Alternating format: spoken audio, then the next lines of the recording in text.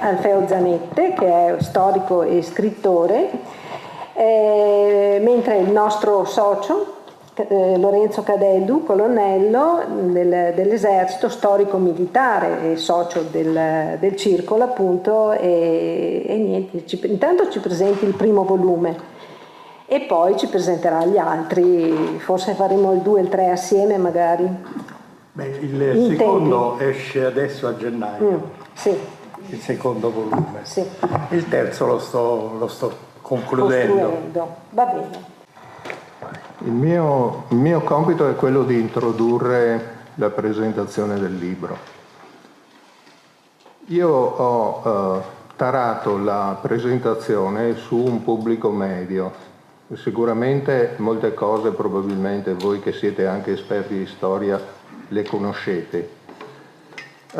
Io però ho ritenuto di mettere sul tavolo un po' tutte le questioni inerenti, le macro questioni inerenti alla Russia, in modo che si abbia un quadro generale completo.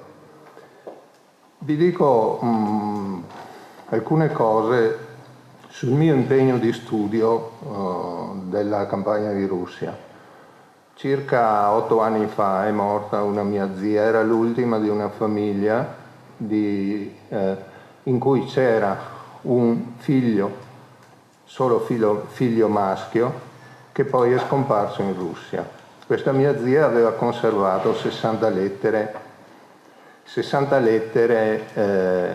del fratello, e la cosa migliore era, per onorare la memoria di mio zio, anche parlando con i nostri parenti, è stata quella di fare una memoria, fare un libro che riporta queste lettere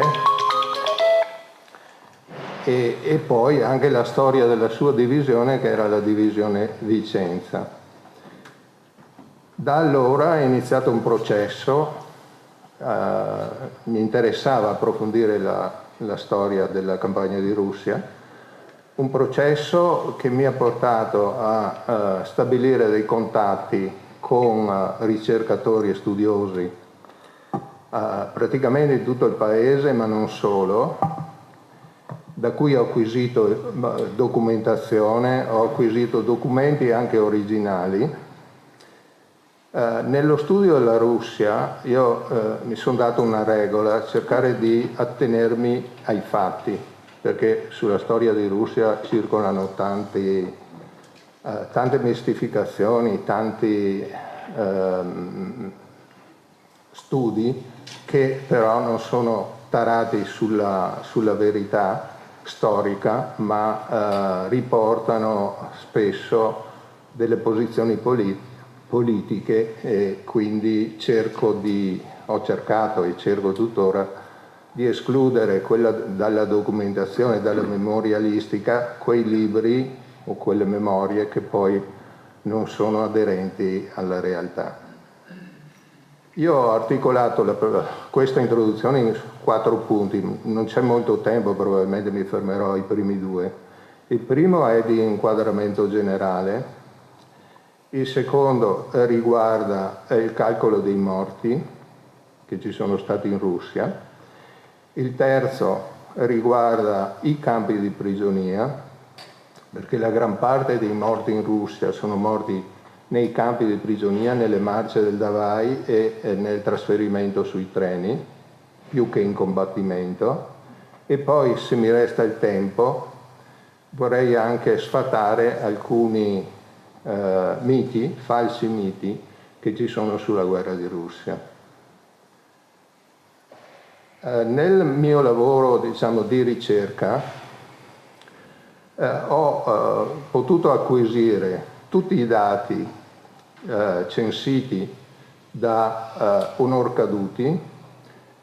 Questi dati poi sono stati aggiornati da UNIR, che sarebbe l'Unione Nazionale Internati Reduci di Russia. Ho creato un archivio analitico, l'ho risistemato perché conteneva degli errori e perché mancavano dei caduti. mi sono messo in contatto con altri istituti di ricerca e insieme abbiamo incrementato questa base dati per arrivare, diciamo, a quello che reputo oggi un numero accettabile di caduti in questa guerra.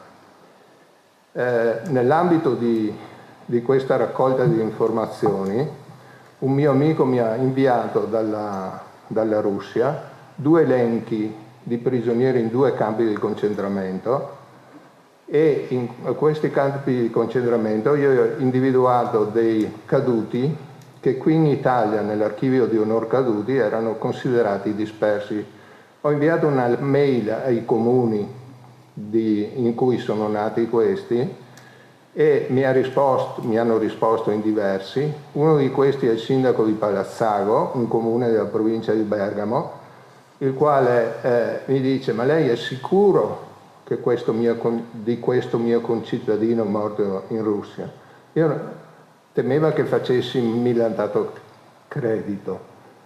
E io poi ho inviato a lui una foto della parte dell'elenco dei caduti in cirillico in cui era riportato il nome, e poi mi ha spiegato la ragione perché di questo caduto era ancora in vita la sorella, e con emozione dico anche la fidanzata, che secondo il sindaco ha 101 anni e aveva conservato ancora le lettere del suo fidanzato dalla Russia, e ha vissuto sempre con la speranza un giorno di poterlo ritrovare.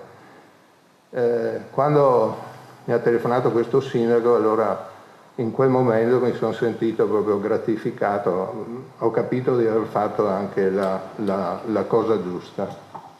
Adesso vorrei passare appunto a presentare un po' il quadro generale della campagna di Russia, partendo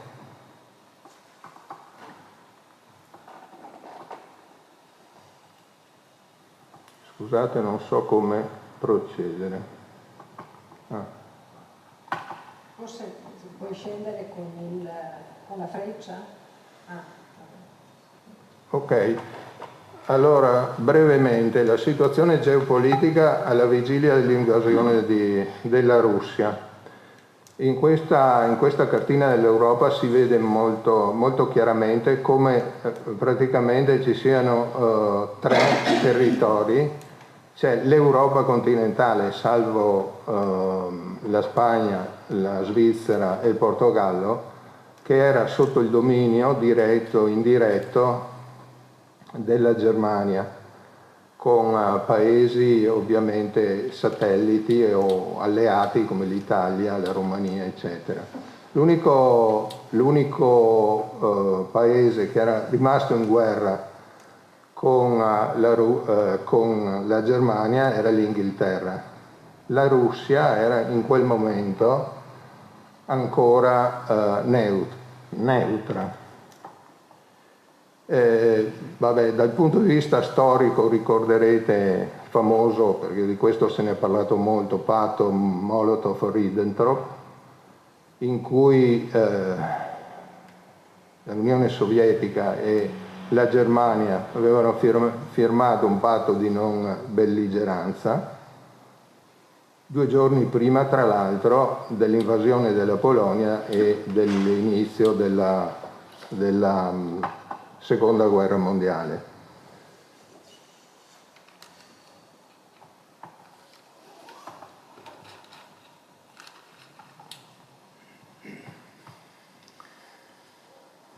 Il 10 giugno c'è stata l'entrata in guerra dell'Italia, anche questo penso vi sia noto, e Mussolini voleva, entrando in guerra, di condurre una guerra autonoma rispetto all'alleato tedesco, definita guerra parallela, e lo scopo era quello di espandere l'influenza dell'Italia nel Mediterraneo, in Nord Africa e nei Balcani, poi eventualmente di sedersi sul tavolo delle trattative con Hitler. nonostante il parere contrario dell'esercito, dello Stato Maggiore dell'esercito, Mussolini confidava molto sulla capacità delle nostre armate di conseguire vittorie rapidi. La prima operazione militare di rilievo è stata quella contro la Francia, ma la Francia in quel momento era in ginocchio e 12 giorni dopo l'entrata in guerra dell'Italia si arrese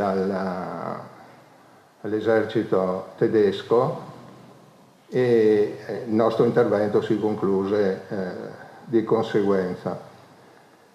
L'impreparazione del nostro esercito non è indipendente dalla situazione economica del paese. Noi eravamo un paese in cui il processo di passaggio, di trasformazione dell'economia da un'economia agricola a un'economia industriale era ancora agli inizi e quindi avevamo una produzione industriale molto contenuta e lo si vede nei dati di produzione dell'acciaio.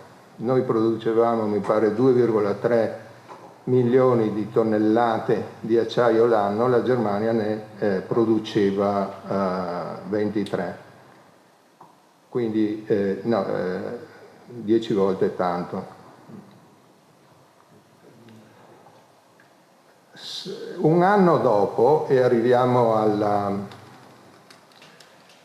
all'entrata in guerra dell'Italia anche con la Russia, perché non eravamo in guerra fino a quel momento, il nostro esercito aveva subito tutta una serie di sconfitte militari. Nel 1941 avevamo perso l'Abissinia, quindi Eritrea, Somalia ed Etiopia, eravamo stati sconfitti e avevamo dichiarato, il duca Amedeo d'Aosta aveva dichiarato la resa.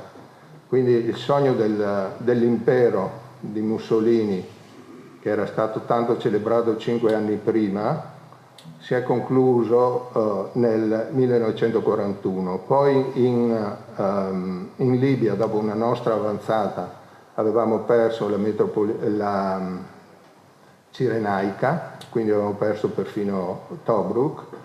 In Grecia dovevamo ovviamente sconfiggerla in poco tempo e invece i greci hanno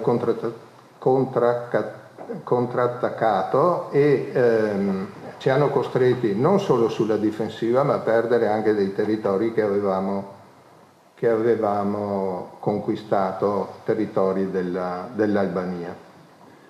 Quindi la posizione dell'Italia da guerra parallela si trasformò in una posizione, diciamo, subalterna rispetto all'esercito tedesco, perché noi non eravamo in grado di condurre una campagna militare, stante le forze in gioco, che fosse adeguata.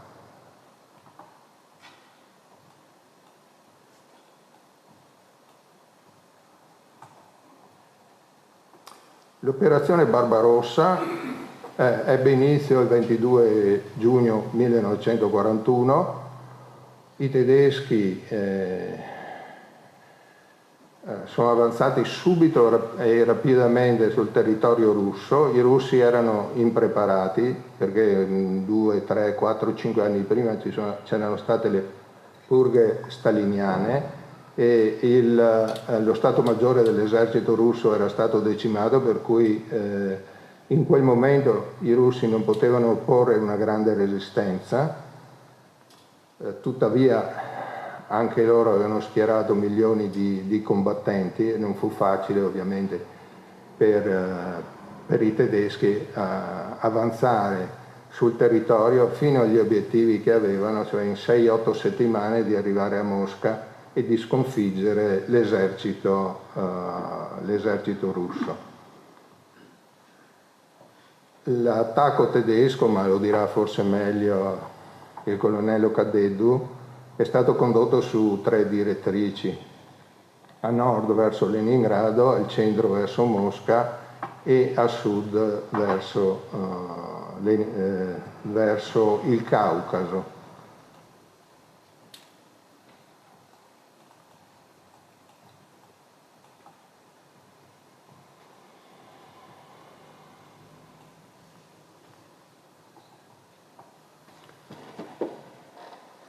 Qui ci sono dati sull'avanzata, appunto in Russia dell'esercito tedesco. La Wehrmacht raggiunse Kharkov, ma lo raggiunse il 24 ottobre. Poi i tedeschi hanno avuto difficoltà ad avanzare e quindi hanno dovuto sospendere le operazioni per l'inverno.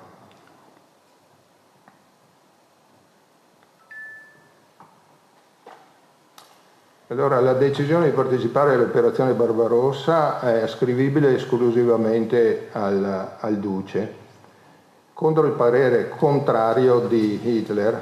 Hitler diceva: il generale Maras mi ha comunicato che voi Duce mettete a disposizione un corpo di spedizione. Se è tale la vostra intenzione, Duce, che io accolgo naturalmente con un cuore colmo di gratitudine, vi sarà abbastanza tempo per realizzarla. L'aiuto decisivo, Duce, lo potete però sempre fornire con rafforzare le vostre forze nell'Africa settentrionale. E quindi Hitler ha dovuto accettare giocoforza l'aiuto italiano, aiuto per così dire, perché poi siamo entrati in Russia con 61.000 soldati contro i 3 milioni di tedeschi che operavano in quel momento e su quel fronte.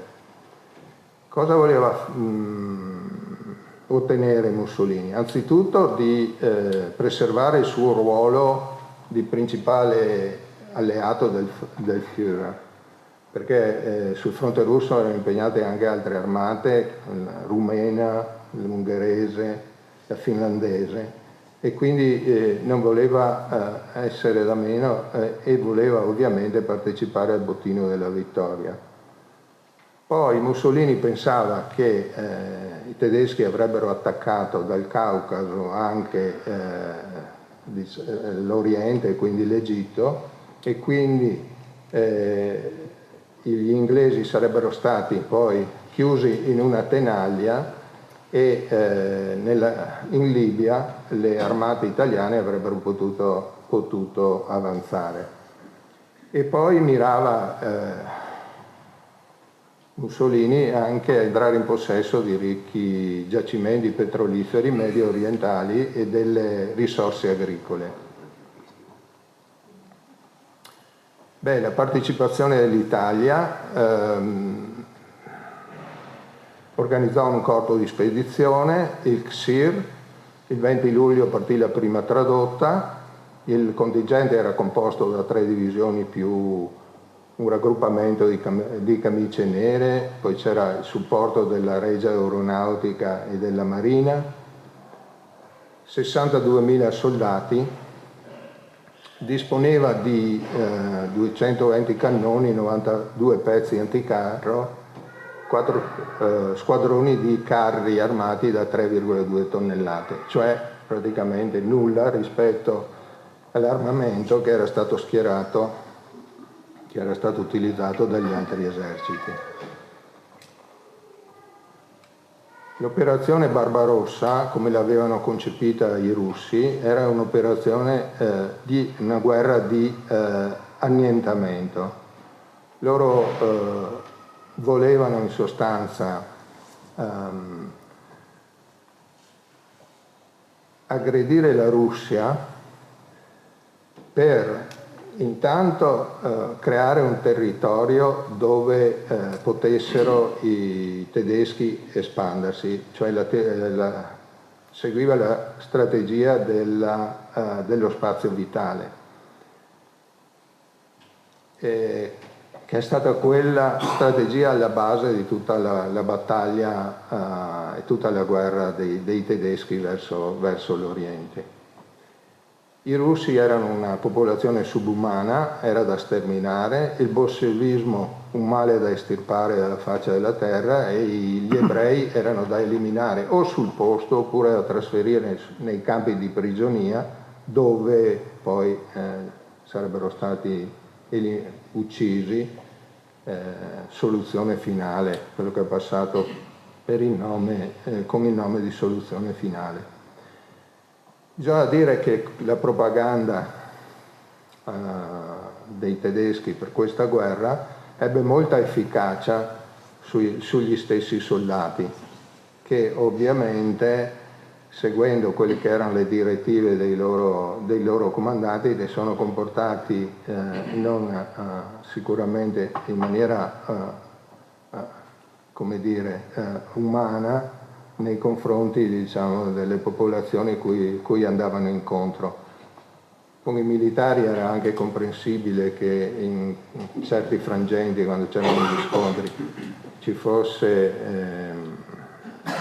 ci fossero chiaramente dei morti, e spesso venivano anche uccisi i russi che si arrendevano, quindi non facevano prigionieri, una cosa che assolutamente è contro la Convenzione di Ginevra, ma quei momenti concitati, questa abitudine, questa situazione ha accomunato tutti gli eserciti, incluso noi italiani purtroppo, anche se in misura abbastanza limitata.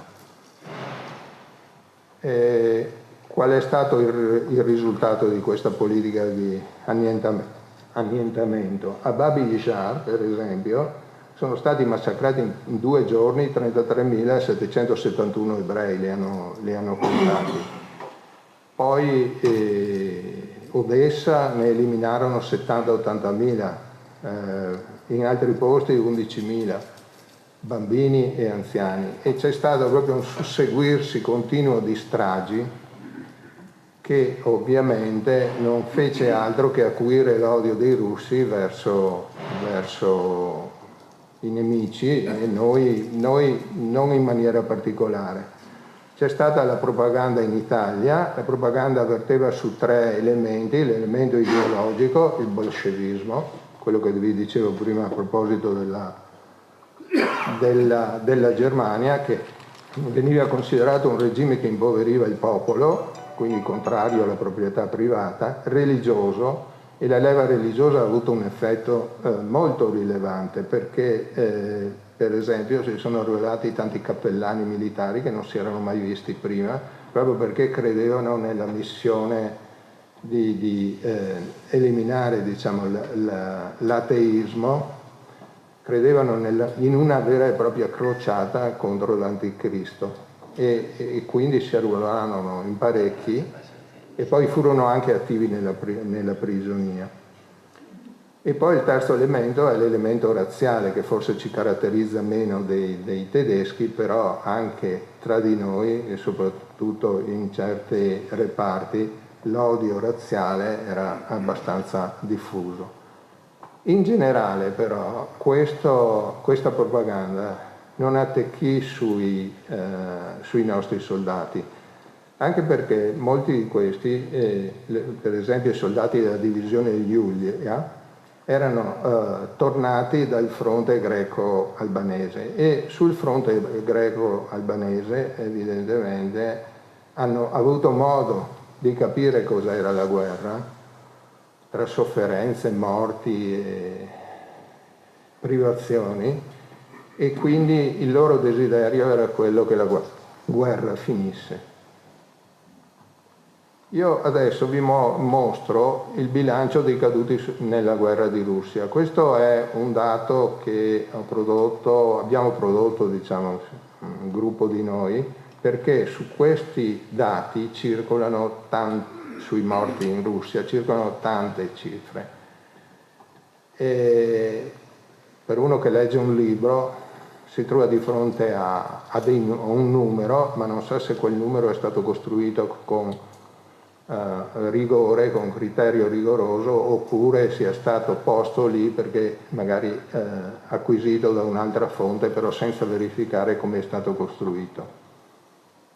Quindi circolano le cifre più disparate. Dall'elenco nominativo dei caduti che abbiamo ricavato dal sito di Onor Caduti e dell'UNIR, noi siamo arrivati a calcolare che sono morti in Russia 90.350 nostri soldati. Su questo numero c'è abbastanza una convergenza di storici accreditati, quindi 90.000 è l'ordine di grandezza dei nostri caduti. Chi ha pagato il tributo maggiore, tributo di sangue maggiore in Russia? Sono state le divisioni di fanteria, perché in Russia noi siamo entrati con l'Armir, con 10 divisioni, 3 alpine e 7 di fanteria. I fanti hanno avuto 43.240 morti, gli alpini 30.974 e poi il comando del corpo d'armata, quindi i livelli di comando e l'intendenza, i morti sono stati 9.274. Va detto che il fronte russo è quello che ha mietuto più vittime in guerra e rispetto alle perdite militari la Russia ha inciso per un terzo, cioè un soldato italiano su 3 è morto in Russia. Questo vi dà già una dimensione della tragedia. Qui ci sono i dati, li potete vedere, i fanti, alpini, comando, corpo armata, l'intendenza. Io vado veloce, poi magari se mi fate delle domande. E poi la domanda è: come e dove sono morti questi soldati? Allora,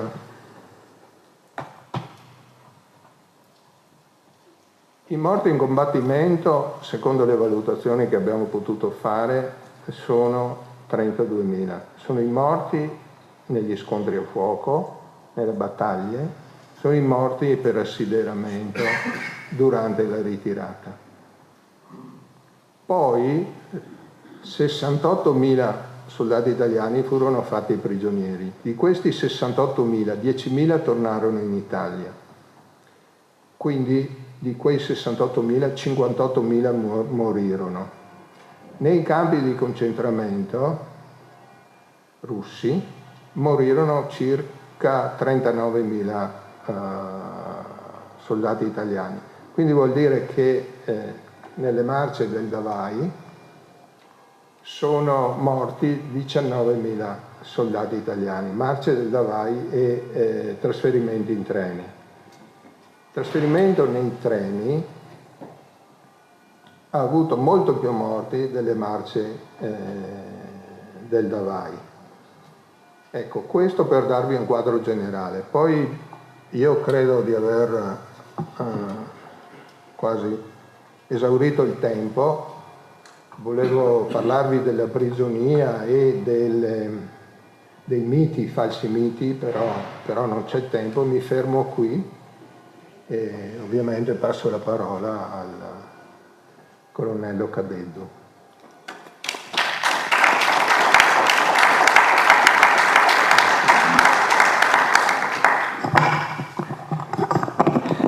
Grazie. Io ho cominciato a pensare alla campagna di Russia diversi anni fa.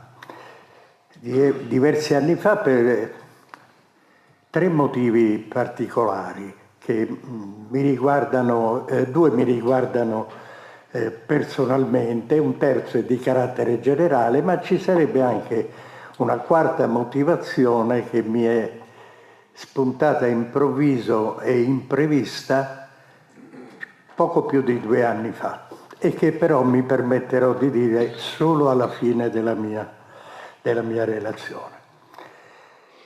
Allora, il primo motivo si chiama Caporale Salvatore Cadeddu, classe 1920, di Narbolia, effettivo al 3° Reggimento Artiglieria Alpina, disperso in Russia. E questa è la prima motivazione familiare. La seconda mi riguarda personalmente. Io ho intrapreso la carriera militare e il mio primo reggimento a cui sono stato assegnato, che poi è quello che ti resta nel cuore per tutta la vita, era l'82° Reggimento di Fanteria a Torino, che era di stanza a Trieste. L'82° Reggimento di Fanteria a Torino era uno dei reggimenti che ha fatto la campagna di Russia, che ha avuto la medaglia d'oro al valor militare, ma di cui nessuno parla mai. Perché se voi ascoltate i media e tutti quelli che parlano di Russia, il 90% vi dice che in Russia c'erano gli alpini. E gli alpini l'hanno fatto credere, gli è andata bene così, hanno sostenuto questa teoria. La terza motivazione è di carattere più generale, è appunto proprio questa. Si pensa che in Russia ci fossero solo gli alpini. Invece gli alpini sono arrivati nell'agosto del 1942, andando via nel gennaio del 1943, mentre da un anno prima c'erano altre 6 divisioni di fanteria che combattevano, avevano già trascorso un inverno in trincea e quindi con tutti i disagi che comportava questa. Quello che si è saputo fino a poco tempo fa della campagna di Russia era quello che ci avevano raccontato Mario Rigoni Stern, Giulio Bedeschi, opere pregevolissime, ma quella è memorialistica, non è storia militare. Io mi ricordo, con tutti i limiti che hanno i ricordi. I ricordi non sempre sono precisi, con i contorni chiari e netti. Non solo, è una visione limitata nel tempo e nello spazio di quello che è accaduto. Perché loro raccontano solo quello che hanno visto. Dietro l'angolo succedevano altre cose che loro non vedevano. Per carità, sotto il profilo umano la memorialistica è una cosa di tutto rispetto, perché ci dà proprio la sensazione del dramma che intimamente vive una persona che si trova in quella situazione.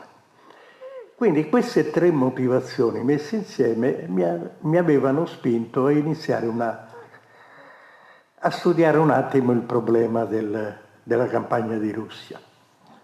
E l'ho fatto sulla documentazione ufficiale. Per me la documentazione ufficiale sono i diari custoditi presso lo Stato Maggiore dell'Esercito, ufficio storico. Il libro, io ho chiesto l'autorizzazione di pubblicare testi di documenti, ma anche schizzi, perché non esistono carte topografiche. I nostri reparti sono andati in Russia, ma non avevano carte topografiche perché non esistevano. Ebbero delle carte realizzate dai tedeschi, che naturalmente loro da tempo pensavano di avere qualcosa a che fare con l'Unione Sovietica e quindi si erano dati da fare per realizzare delle carte, che poi hanno passato in parte anche a noi. Ma quello che esiste all'ufficio storico sono schizzi e io sono stato autorizzato a riprodurre questi schizzi per la prima volta, a parte la documentazione ufficiale dell'ufficio storico. La prefazione me l'ha fatta, è un generale di corpo d'armata, ma che è stato capo dell'ufficio storico dello Stato Maggiore, e questo mi ha confortato, perché vuol dire che quello che ho scritto probabilmente non è tutto sbagliato. Adesso io non è che posso parlarvi delle battaglie che si sono combattute, perché per parlare di una battaglia facendo le analisi e le controanalisi non basterebbero 2 giorni per metterci d'accordo su come realmente si è svolta la battaglia. Io vi posso fare delle considerazioni generali sulla campagna di Russia. Considerazioni generali ai termini della quale vi dirò anche la quarta motivazione. Allora, la presenza di grandi unità italiane in Russia era motivata, secondo i politici, i governanti vorrei dire, i governanti dell'epoca, non solo dal contrasto ideologico esistente tra le forze della Germania e dell'Italia nei confronti di quella dell'Unione Sovietica, ma anche da altre ragioni che, secondo i giudizi di alcuni, possono essere più o meno valide.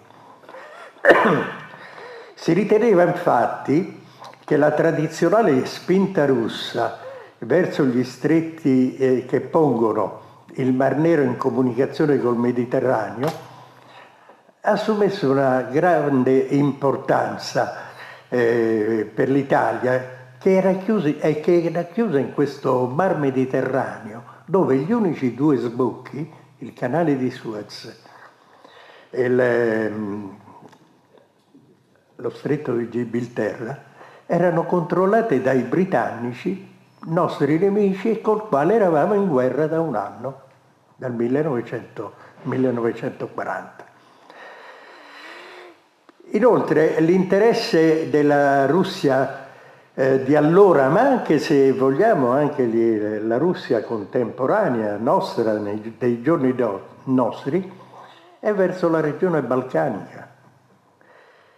E questo creava nuovi motivi di concorrenza tra Mosca e Roma, che allora, come oggi, cercava uno sbocco nel Mediterraneo.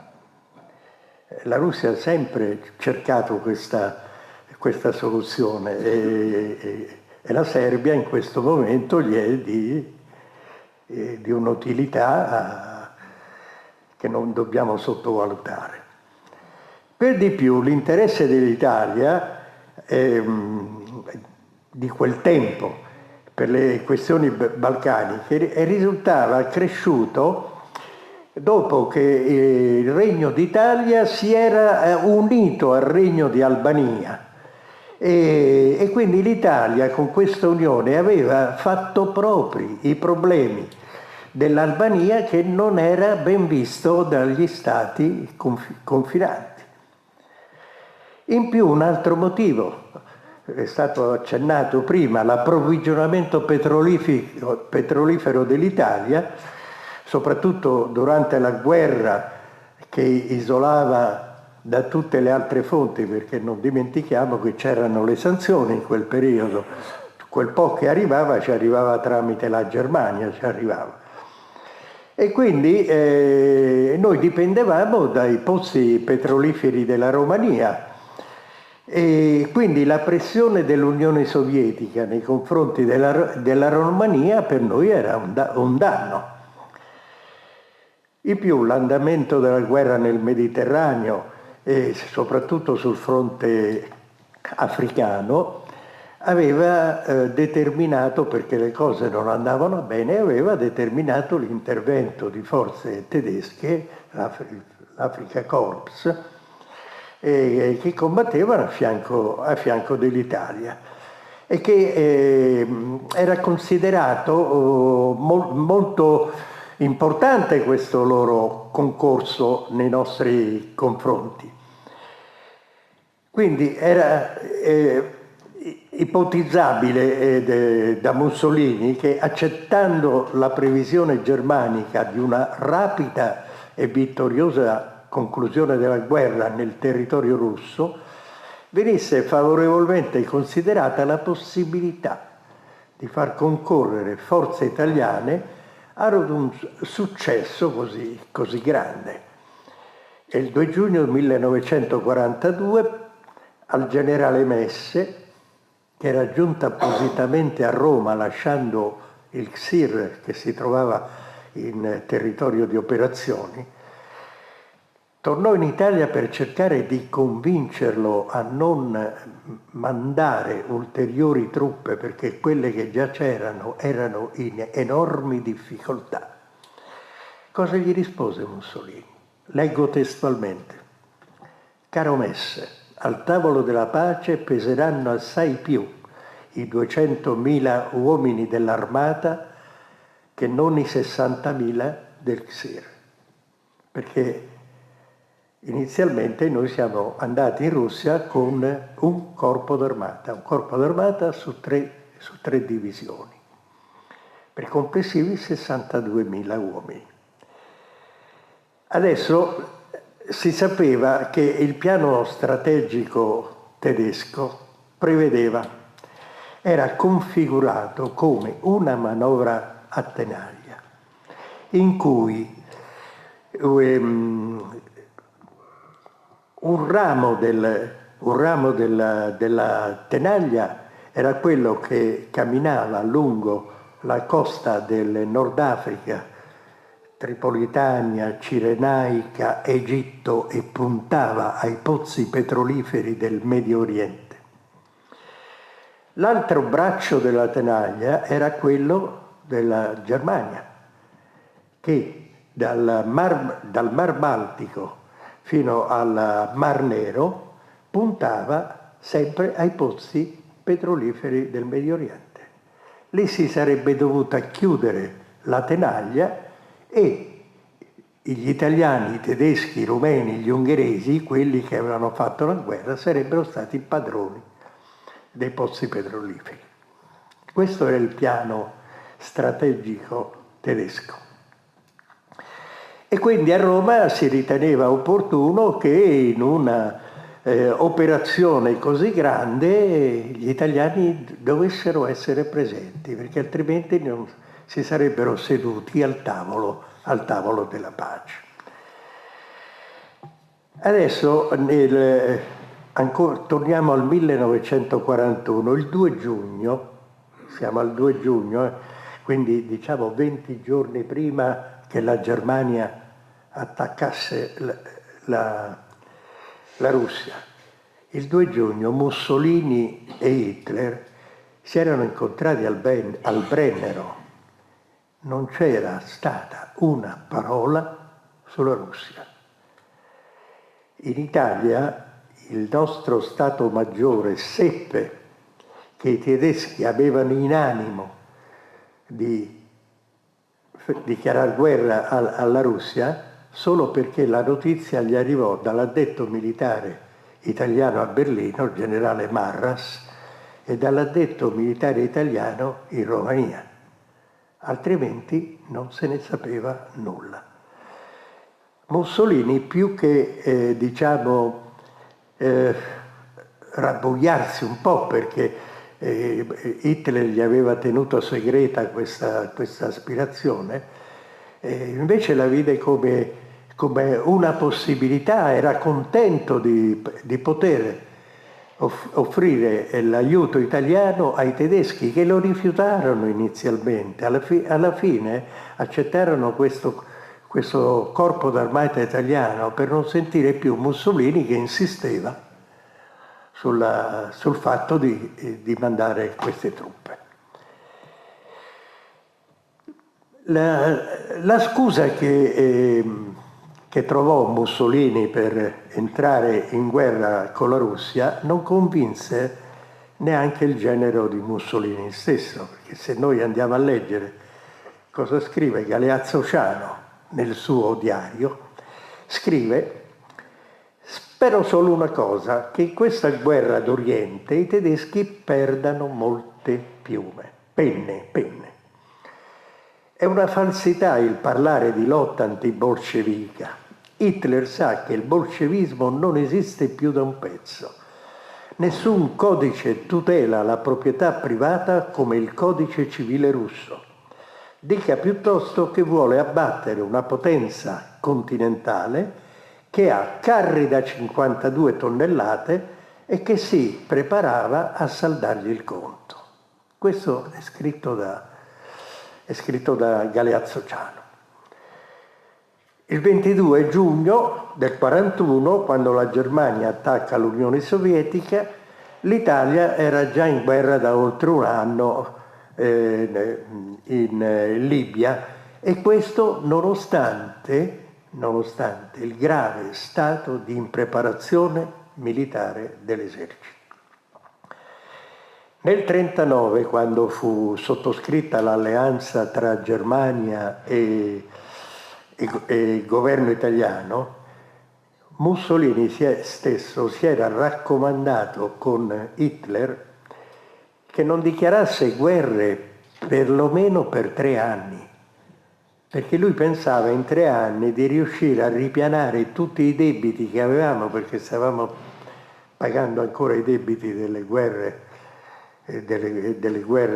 nel Corno d'Africa, e invece la guerra scoppia esattamente un anno dopo. L'accordo è stato fatto nel 1939, nel 1940 già scoppia la guerra, 10 giugno, quindi a distanza proprio di un anno. E questo ci mette in difficoltà, perché non eravamo pronti. Comunque, saltando questa vicenda, torniamo alla nostra. Quindi c'è questa occasione, Mussolini vede questa occasione della guerra in Russia per restituire a Hitler il favore che gli aveva fatto mandandogli le truppe in Africa settentrionale. Io tante volte mi sono domandato, proprio leggendo la frase di Hitler che gli dice: Duce, ti ringrazio, però tu pensa al fronte africano, che al fronte russo ci penso io. Allora mi sono domandato, ma se quelle 10 divisioni che noi abbiamo mandato in Russia, invece di mandarle lì, l'avessimo mandate in Africa settentrionale, sarebbe cambiato qualcosa? E devo arrivare a questa conclusione, che certamente non ci avrebbero fatto vincere la guerra, però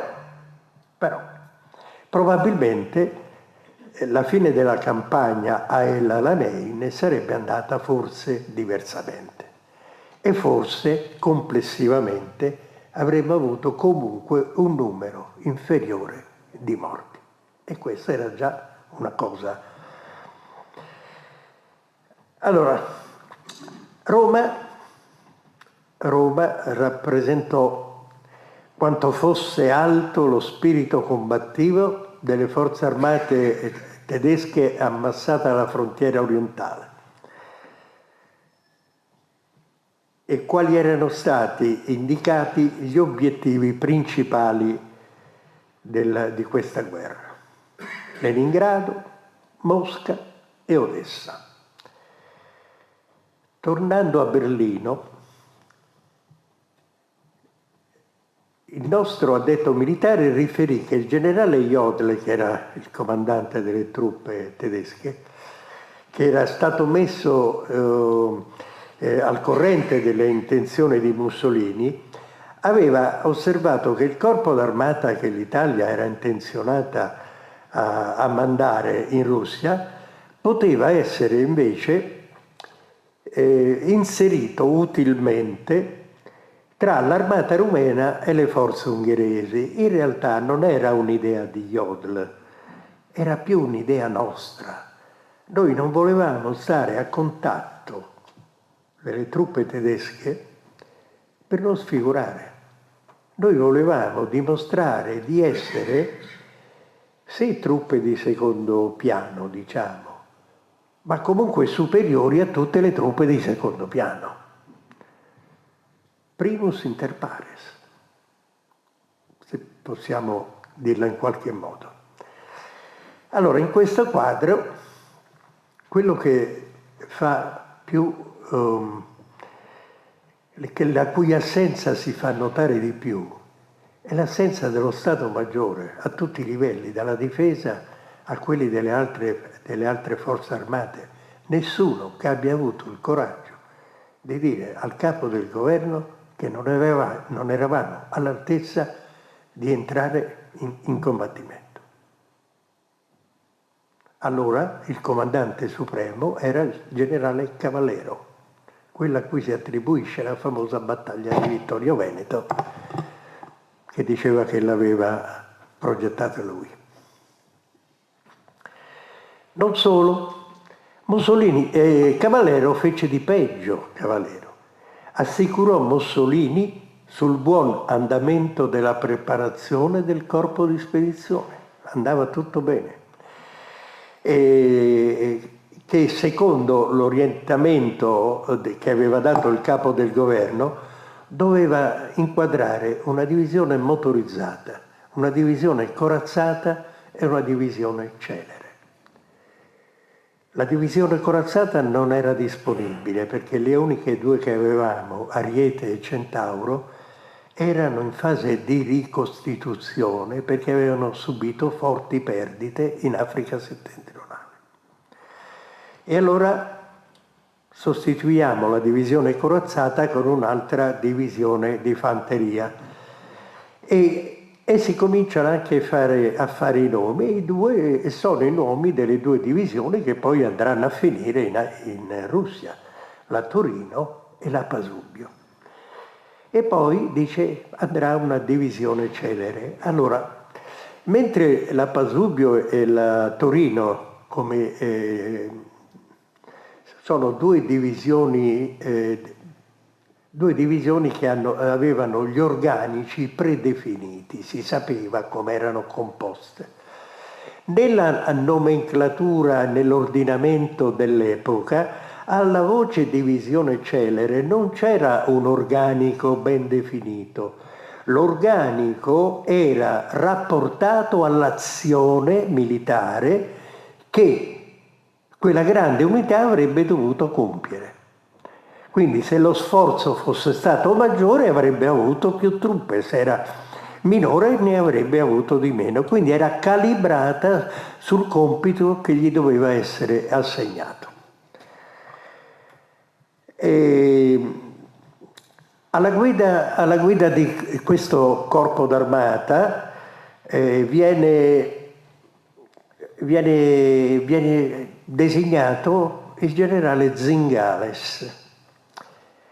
Generale Zingales che non riuscirà ad assumere il comando di questa grande unità perché mentre in treno si sta recando verso l'Ungheria dove avrebbe preso il comando delle sue truppe, sta male, viene ricoverato in una clinica di Vienna, per cui al volo viene scelto il generale Messe, che poi tutto sommato fra i generali che erano disponibili in quel momento probabilmente era veramente il migliore, e viene spedito lui ad assumere il comando di queste truppe. Complessivamente quel corpo d'armata è forte di 62.000 uomini, 140 bocche da fuoco, artiglierie di tipo campale, 80 pezzi contraerei, 108 pezzi controcarri, 60 carri L3, i più piccoli che esistevano sul mercato, 5.500 automezzi e 4.600 quadrupedi delle salmerie. E oltre le salmerie ci sono però, ricordiamolo, 2 reggimenti di cavalleria, il Savoia e il Novara. Savoia-Novara.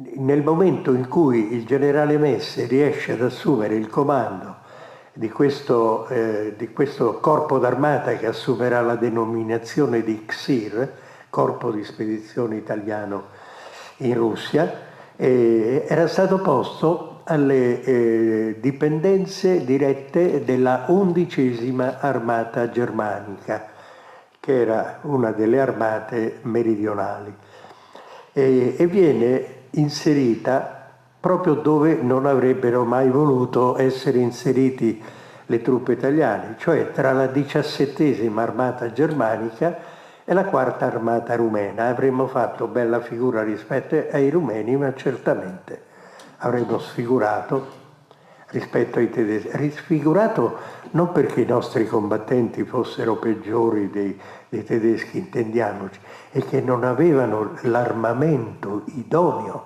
per fare quella guerra. Potevamo dire che lo spirito era pronto, ma la carne, cioè il materiale, era debole, insomma. Ecco. Messe, appena assume il comando delle truppe, si accorge che lo strumento che gli era stato affidato era un compromesso fra il volere e il potere. Cioè, ti devi arrangiare con quello che c'è.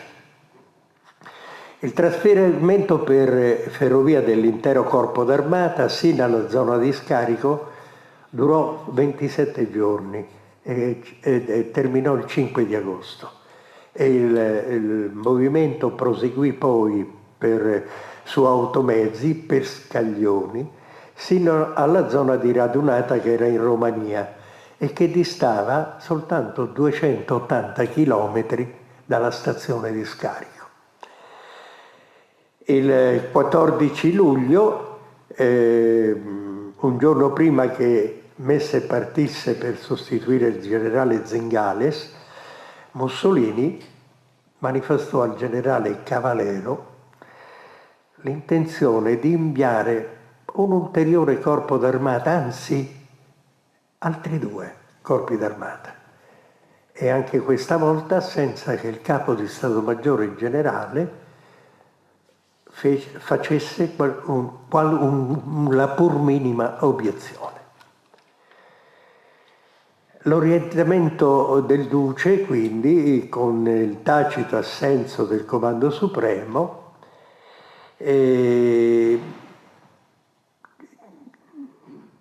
portò al fatto che qualcuno mandò al generale Messe, un ufficiale dello Stato Maggiore, sappiamo anche il nome, un certo maggiore Peraldo, il quale disse al generale Messe: guarda che il governo vuole mandare altri 2 corpi d'armata. Voi potete immaginare come si imbufali il generale Messe, e disse a questo maggiore, che ufficialmente era andato lì per altri motivi, per ispezionare le truppe, gli disse cosa pensava lui di questa avventura nella campagna di Russia, tant'è che quando il maggiore rientrò a Roma riferì al capo di Stato Maggiore generale della difesa, il quale lo prese, non andò da Mussolini come avrebbe dovuto dire guardi la situazione è questa, no, aveva paura, non voleva far brutta figura a Cavallero e ci mandò il maggiore a riferire a Mussolini, il quale quello che gli disse gli entrò da un orecchio e gli uscì dall'altro.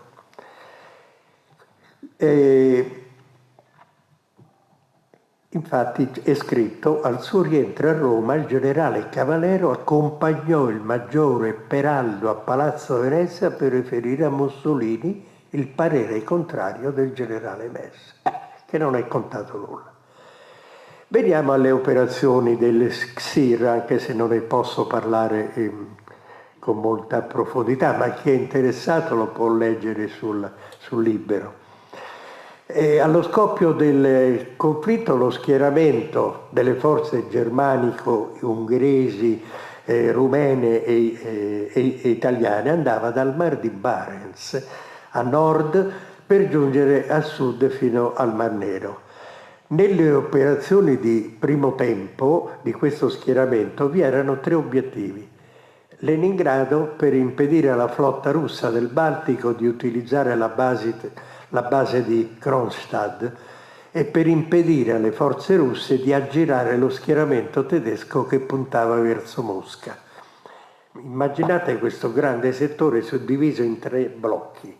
Il blocco nord doveva bloccare i russi per evitare che i russi aggirassero da quel lato, aggirassero le truppe che dovevano invece marciare su Mosca.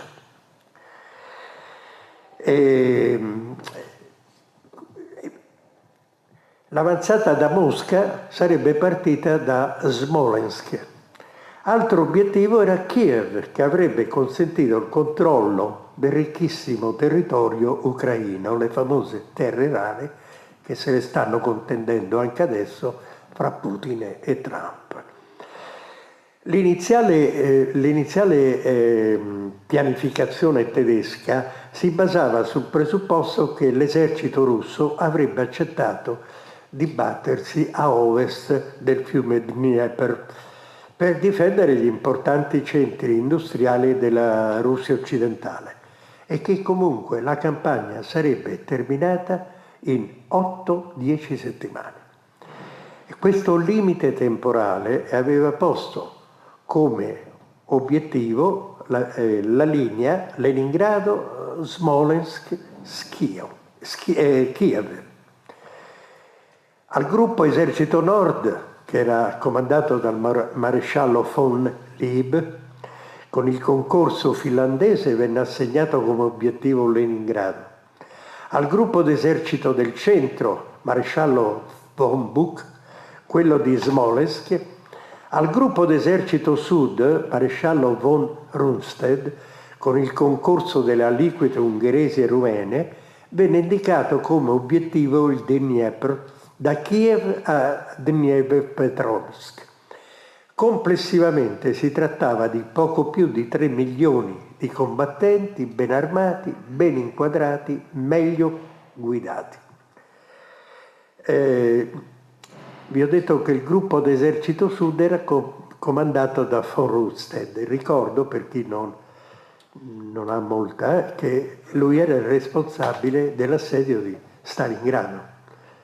In pratica le truppe del corpo d'armata del SIR stanno nella retrovia delle unità che stanno accerchiando Stalingrado, quelle che poi Hitler costringerà a morire sul posto perché non autorizzerà il ripiegamento delle truppe. Lo schieramento sovietico aveva risentito dello spostamento della frontiera verso occidente. Perché questo? Perché la cosiddetta linea Stalin, che era un sistema fortificato profondo da 30 a 150 chilometri in alcuni tratti e che correva dal Mar Baltico al Mar Nero, ma in alcuni tratti era comunque incompleto, non era stato portato a compimento. E i campi trincerati non erano poi così fortemente armati per durare agli assedi, e quindi parlo dei campi trincerati di Leningrado, di Smolensk, di Kiev e di Odessa. Poi la disastrosa campagna della Finlandia aveva messo in evidenza, ma se solo ve ne fosse stato bisogno, le sanguinose purghe che guerra durante fece Stalin nei confronti del suo esercito. Allora, figuratevi, furono eliminati i vicecommissari alla difesa, 75 su 80 membri del Soviet militare. 3 su 5 marescialli, tutti comandanti di distretto.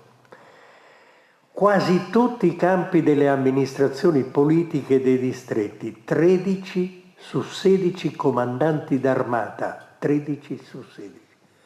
60 su 67 comandanti di corpo d'armata.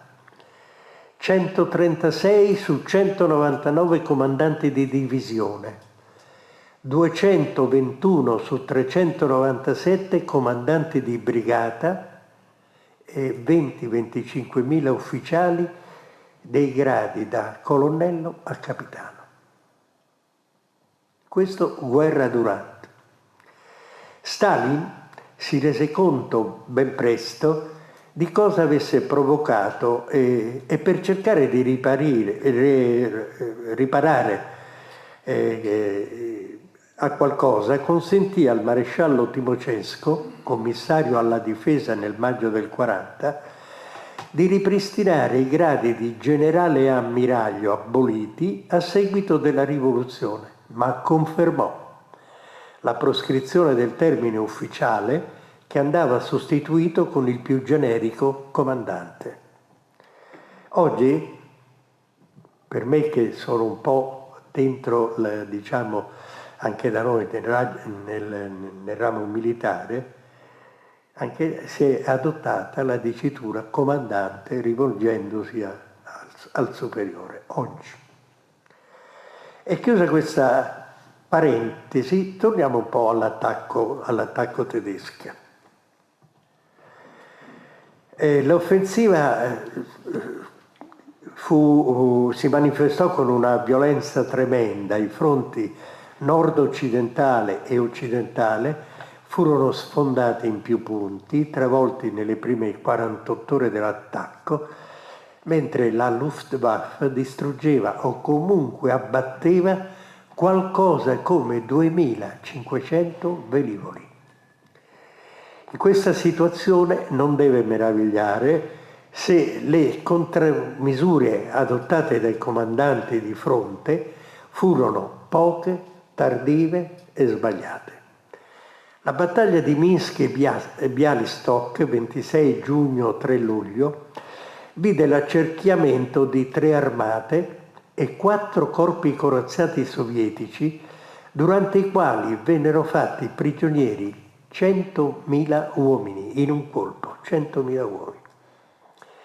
Vennero distrutti, 2.600 carri armati, oltre 1.500 artiglierie e 246 velivoli. E Stalin, per non farsi smentire, fece fucilare il comandante del fronte occidentale e il suo capo di Stato Maggiore e il comandante dell'aviazione, mentre il comandante della quarta divisione venne fucilato con l'accusa addirittura di tradimento. Quindi, rispolverando una tradizione in voga durante la guerra civile, ricostituì delle formazioni per la sicurezza delle retrovie per impedire alle truppe di ripiegare senza autorizzazione. Questa misura, ancorché efficace, risultò superflua, giacché, come ha scritto nel suo diario il generale Halder, le truppe sovietiche si battevano con feroce determinazione. Ed è virgolettata la frase. E dopo questi provvedimenti adottati nell'immediato, il Comando Supremo Russo, quello che si chiamava una volta Stavka, decise di rivedere tutta la linea di comando. Lo schieramento venne suddiviso in 3 fronti: nord-occidentale, affidata al maresciallo Voroshilov, occidentale al maresciallo Timochenko, sud-occidentale al maresciallo Budieni, e a ogni comandante di fronte venne affidato un commissario quale rappresentante del partito. Perché attenzione, Stalin non era un presidente della Repubblica, era il segretario del Partito Comunista. Di fatto però comandava lui. Quindi affianca un commissario quale rappresentante del partito e del governo russo, Zdanov con il generale Voroshilov, Bulganin, il noto Bulganin, con il generale Timochenko e Khrushchev col generale Budieni.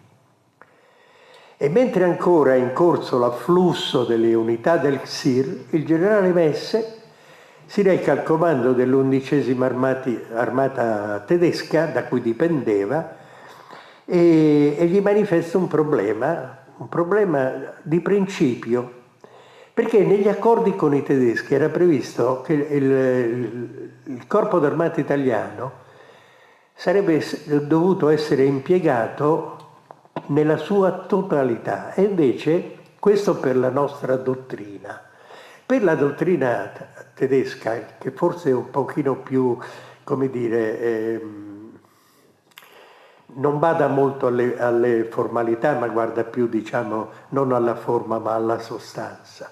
Se a loro gli serve una divisione, perché devo impiegare un corpo d'armata? Prendo una divisione e la impiego.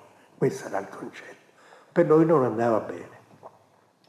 Gli accordi erano che dovevano essere impiegati l'intera formazione, e lui rappresenta questa. Personalmente io non la, alla luce di oggi non la condivido, comunque allora queste erano le cose. Messe rappresenta anche che il comando, sì, il problema di fondo però giunse al comando supremo dell'esercito, a noi, perché il generale Keitel, che aveva saputo di questa formale protesta del generale Messe, scrive al generale Cavallero, leggo testualmente: faremo il possibile affinché il corpo di spedizione italiano che si sta trasportando verso l'Ungheria e sta già avanzando possa ancora partecipare a queste operazioni, cioè l'annientamento di importanti complessi di forze russe. Sarà nostra cura che il corpo italiano venga impiegato compatto. Non è però escluso che se si possono presentare situazioni nelle quali sarebbe contrario al senso di responsabilità a rinunciare all'impiego di 1 o 2 divisioni già disponibili per il solo fatto che le 2 altre divisioni o la terza si trovassero ancora sul posto. Ecco, ci ha detto sì, va bene, avevamo concordato questo, però insomma se noi riteniamo che, e siccome la battaglia in Russia, sul fronte russo, la conducevano i tedeschi, ci toccava fare quello che dicevano loro. Ecco, io potrei anche andare avanti, ma mi sembra che stiamo avvicinandosi. Sì, guarda, a meno 10 bisogna finire. Ecco, appunto. Allora, queste sono una parte delle osservazioni di carattere generale sulla campagna di Russia che io volevo rappresentarvi, mentre nel libro ho trattato proprio la parte della guerra, la guerra guerreggiata, ecco, diciamo così. Comunque concludendo, da quello che io ho potuto rilevare leggendo i diari dei comandi delle grandi unità, sia del XIR che dell'ottava armata che giungerà l'anno dopo, e devo dire che il comportamento del combattente italiano è stato sempre, diciamo, aderente a quello che ci sarebbe aspettati da lui. Quello che ci ha fatto difetto è stato l'armamento. E poi sotto l'aspetto psicologico era la grande distanza che c'era fra il fronte russo e la madrepatria. I soldati hanno sempre avuto la convinzione di essere stati abbandonati, anche se c'erano continuamente tradotte che scendevano con i feriti verso l'Italia e risalivano invece con i rincalzi, con personale per sostituire quello che era morto o feriti. Cioè sotto questo profilo non erano stati abbandonati, ma la lontananza dava questa sensazione. E non lo si è mai capito, insomma. E poi alla fine c'è la vicenda, adesso vi devo dire il quarto motivo per cui ho deciso di portare avanti la scrittura di questo libro. Io sono amico degli alpini, ho la massima considerazione di loro. Devo ammettere che ogni volta che c'è qualche non so, un terremoto, un'alluvione, qualsiasi cosa accada, sono sempre disponibili, sempre presenti e si sacrificano per la comunità.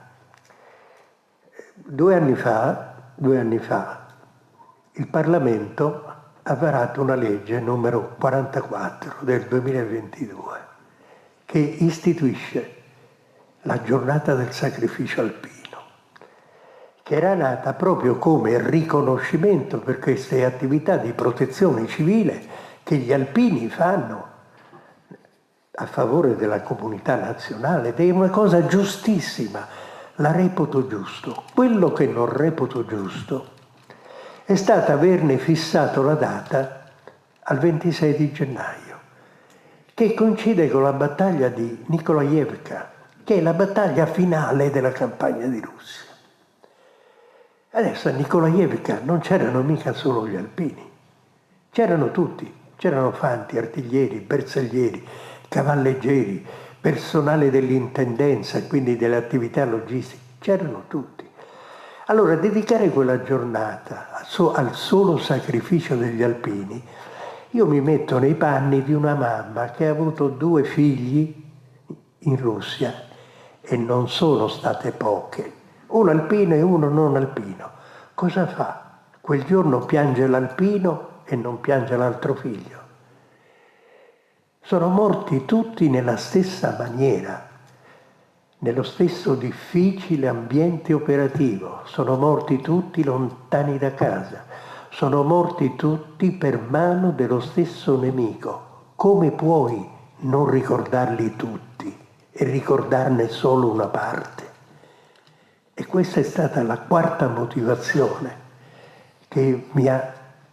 Non credo di fare una crociata per questo, però il fatto di essere stato un soldato, di immedesimarmi forse con un pochettino più di convinzione in quella che è stata la campagna di Russia, mi porta anche a fare questa valutazione. Io non ho partecipato alla campagna di Russia perché sono nato 20 anni dopo, ma se fossi nato 20 anni prima, come militare, ci sarei andato anch'io. Grazie dell'attenzione.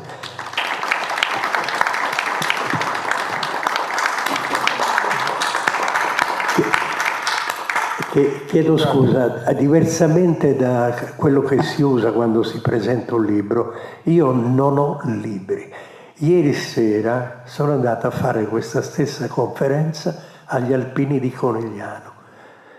La libreria che forniva i libri gli aveva portato tutto quello che aveva, una parte dovevano servire per stasera, invece li hanno venduti tutti là. Adesso se c'è qualcuno che è interessato alla cosa, se me lo dice in qualche modo io cercherò di farli arrivare anche di nuovo a questa libreria. Grazie. Scusate, volevo aggiungere una cosa, prima mi ero dimenticato. Ho portato l'elenco di tutti i caduti di Vittorio Veneto in Russia, sono 94. Ho fatto 11 copie, quindi chi vuole lo può prendere e penso che insomma possa interessare.